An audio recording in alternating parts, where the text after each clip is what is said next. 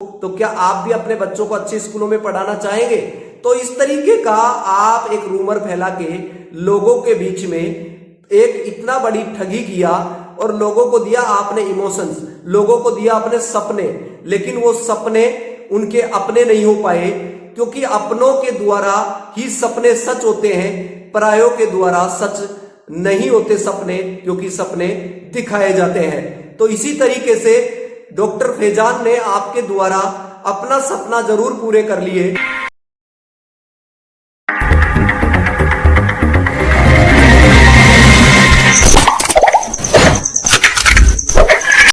दोस्तों जय भीम, नमो बुद्धाय। मैं आपका दोस्त लकी कोहिनूर और आप देख रहे हैं लकी कोहिनूर चैनल।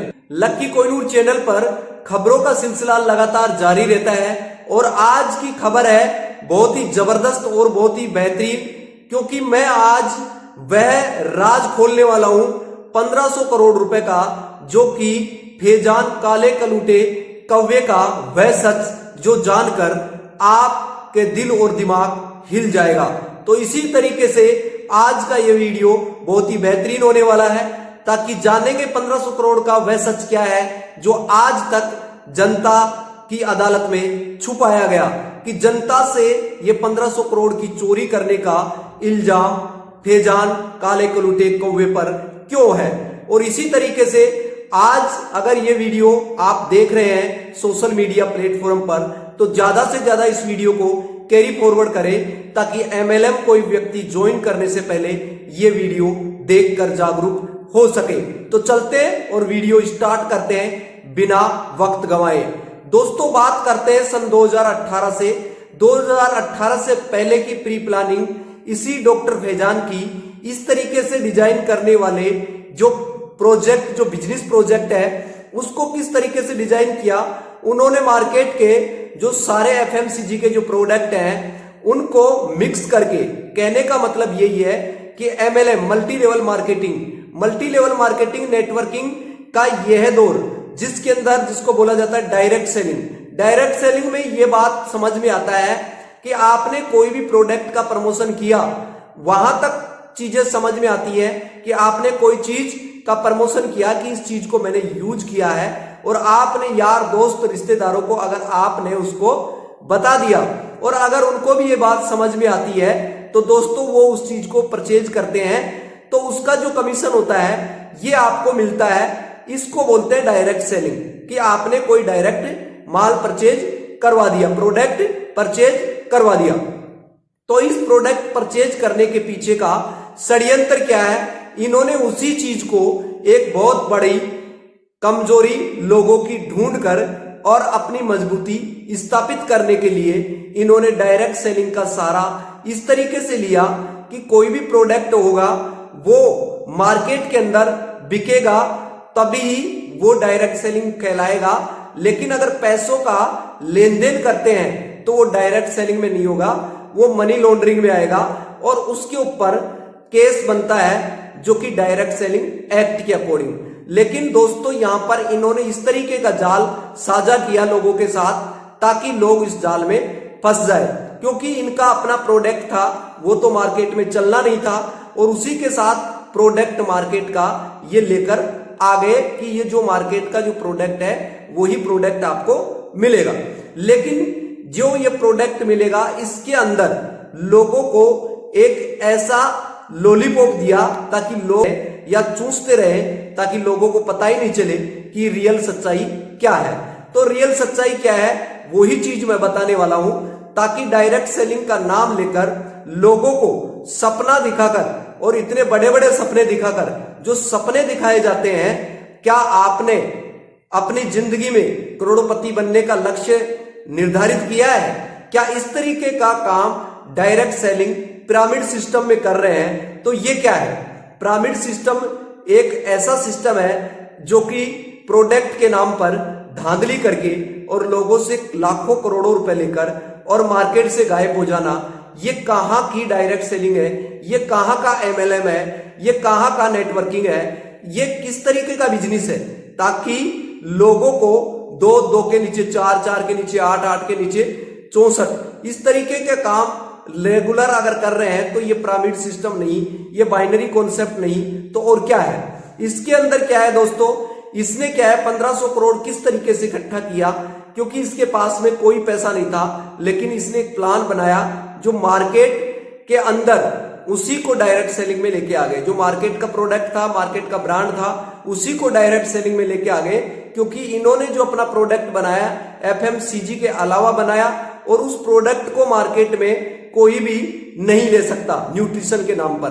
क्योंकि न्यूट्रिशन सबसे बड़ा खुद का न्यूट्रिशन होता है। जो व्यक्ति अगर मान लो कहीं रहता है, कोई भी गली मोहल्ले देहात सिटी शहर के अंदर कहां पर भी रहता है, अगर वो व्यक्ति अपनी पौष्टिक भोजन के अकॉर्डिंग जो देहात में रह रहा है तो देहात के हिसाब से वो भोजन ले रहा है, लेकिन अगर उसको न्यूट्रिशन का अगर नाम देकर और उसको कुपोषण का, मानसिक कुपोषण का शिकार बनाते हैं तो उसको पौष्टिक भोजन नहीं दे रहे, आप उसको करोड़पति बनाने का एक सपना दे रहे हैं और उसको जालसाई बना रहे हैं ताकि उस जाल में फंसा रहे कि आपको क्या अपना भाई क्या आपको करोड़पति बनना देखना चाहता है?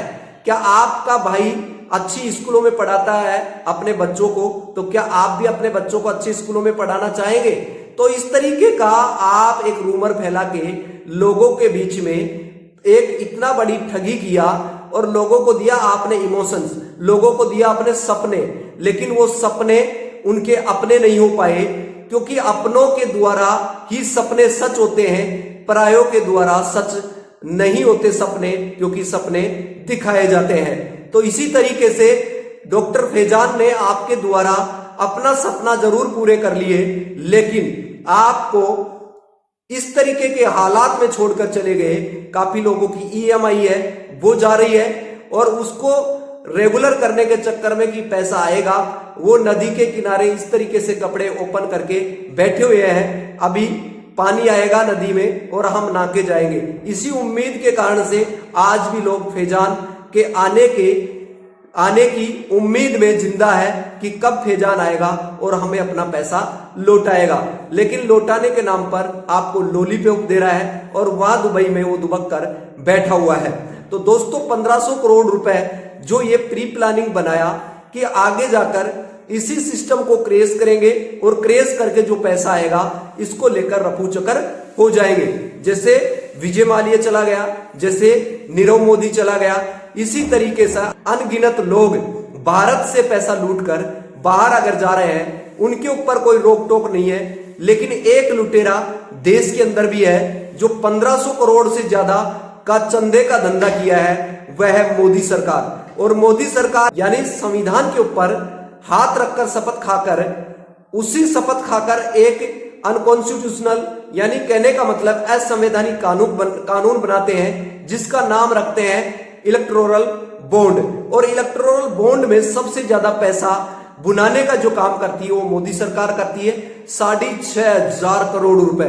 दोस्तों यहां रुपयों में बात नहीं कर रहा हूं, यहां बात हो रही है करोड़ों में, और करोड़ों में डील हो रही है। जैसे डॉक्टर फैजान ने 1500 करोड़ रुपए का भारत की जनता को यानी धोखा देकर चले गए।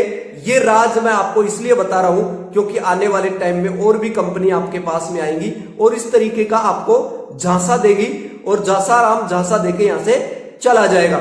इसी तरीके से मोदी ने भी देश की जनता के साथ इस तरीके का घिनौना काम किया है। आरटीआई राइट टू इंफॉर्मेशन से बार इस कानून को रखा गया जो असंवैधानिक बनाया है, जिसको सीजेआई ने असंवैधानिक करार करते हुए मोदी की कमर तोड़ दी। लेकिन मोदी ने कभी कमर नहीं टूट सकती क्योंकि पूरी एजेंसियों के ऊपर उन्होंने कब्जा किया हुआ है।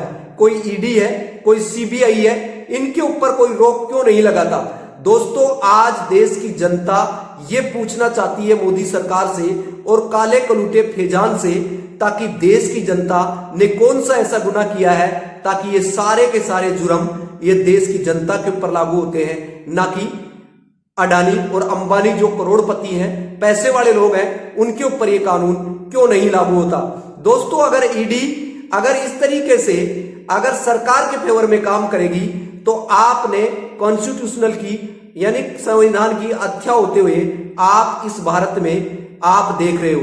जब इतिहास लिखा जाएगा तो दोस्तों स्वर्ण अक्षरों में ये इतिहास नहीं लिखाया जाएगा, ताकि ये इतिहास ये आज बेवकूफ लोगों के हाथों में ये सत्ता होने के कारण से संविधान गलत साबित हो रहा है। क्यों साबित हो रहा है? क्योंकि जो देश की जो संस्थाएं हैं वो जो भी कोई गलत करता है उसके ऊपर एक्शन लेती है, लेकिन यहाँ तो जो संस्थाएं हैं वो मोदी सरकार के फेवर में काम कर रही है। आपने देखा होगा 6,500 करोड़ रुपए का इतना बड़ा चंदा, और इस धंधे में शामिल रहा एसबीआई, और एसबीआई को लताड़ लगाते हुए सीजीआई चंद्रचूड़ ने वो डेटा इकट्ठा किया है और वो इलेक्शन कमीशन को दिया है, और वो नाम सामने आते ही आज देश के अंदर ऐसा पहले बार देखने को मिला है, जो कि एक सीएम आचार संहिता लगने के बाद में जो 3 बार सीएम रह चुका दिल्ली की जनता ने उसको उम्मीद और विश्वास दिया, और वहां पर मोदी सरकार विश्वास जनता का नहीं जीत पाया। और आज भी केजरीवाल का जो दिल्ली की जनता पर जो शासन किया है, उन्होंने दिल्ली की जनता के दिलों पर उन्होंने राज किया है। तो इसी तरीके से मोदी ने रात को यानी शाम को एक टाइम देखकर और ईडी को बुलाता है। ईडी एक कुत्ता है क्या, जो कि उसको बुलाकर और उसके पीछे लगा देता है, केजरीवाल के पीछे, ताकि अपने करे कराए जो कर्म है वो धुल जाए। लेकिन दोस्तों, ईडी जाकर और सीएम को वहां से गिरफ्तार करती है। ये देश के अंदर पहली बार हुआ है, ताकि विपक्ष को खत्म करके और खुद अपने वन नेशन वन पार्टी का सपना साकार करते हुए नजर आ रही है। तो इसी तरीके से केजरीवाल को अगर गिरफ्तार करते हैं तो सामने सीधे सीधे संविधान की हत्या करना है।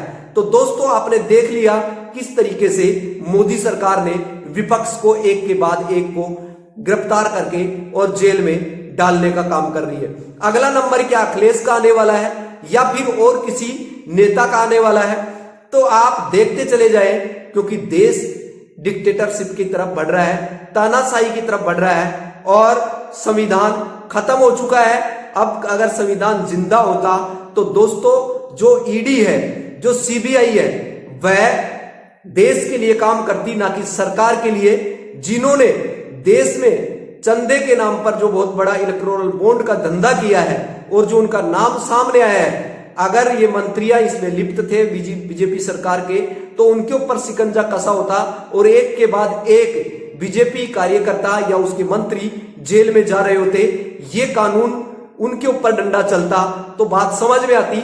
लेकिन अपना बचाव करने के लिए विपक्ष के ऊपर ठीकरा फोड़कर और उसे जेल में डाला जा रहा है, ये कहां का न्याय है दोस्तों। ये जनता के साथ ही नहीं, ये विपक्ष के साथ कुठाराघात है, और इसको लेकर मोदी सरकार अपना तानाशाह को बढ़ावा दे रहा है। और इसी तरीके से ध्रुव राठी ने जो वीडियो बनाकर इनका सच सामने लेके आए, तो ये काबिलियत तारीफ है। जो गोदी मीडिया मोदी की गोदी में बैठकर जो घिनौना खेल खेल रही है और जो सच्चाई है वो हजम नहीं हो रही है, और जैसे मोदी कह रहा है वैसे ये गीत गाना शुरू कर देते हैं सुर में सुर मिलाकर।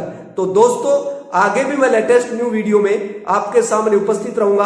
आज देश को बर्बाद होते हुए आपने देखा है, आपने देश के अंदर इस तरीके की हरकतें हो रही हैं, तो आज जो जनता है वो क्यों सोई हुई है, क्यों अपना फंडामेंटल राइट खत्म होते चला जा रहा है। दोस्तों, देश की जनता से सरकार है, देश की जनता से कॉन्स्टिट्यूशन है, लेकिन देश की जनता आज सोई हुई है, और इसी सोने का जो परिणाम है आज विपक्ष के ऊपर आते चला गया है। आज जो अपनी सीट पर कायम जो सीएम है, उसको पहली बार यहां पूरे इंडिया के अंदर, पूरे देश आजाद होने के बाद में आज ये पहली बार ऐसा घिनौना काम हुआ है, जो कि एक सीएम को गिरफ्तार करने का मतलब समझ लीजिएगा कि जो भी मोदी सरकार के खिलाफ बोलेगा उसको ईडी और सीबीआई का यानी डर दिखाकर और उसको बंद कर लिया जाएगा, और फिर बाद में खेल शुरू होगा राजनीति का।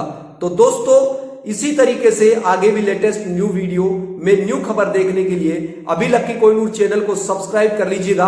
आप अगर जनता की अदालत में, अगर जनता मोदी सरकार से अगर फैसला चाहती है तो आपको रोडों पर आकर आपने फंडामेंटल राइट को बचाना है, आपको अपने संविधान को बचाना है। जय भीम, नमो बुद्धाय। फिर लेटेस्ट न्यू वीडियो में मैं हाजिर हूंगा। धन्यवाद, शुक्रिया।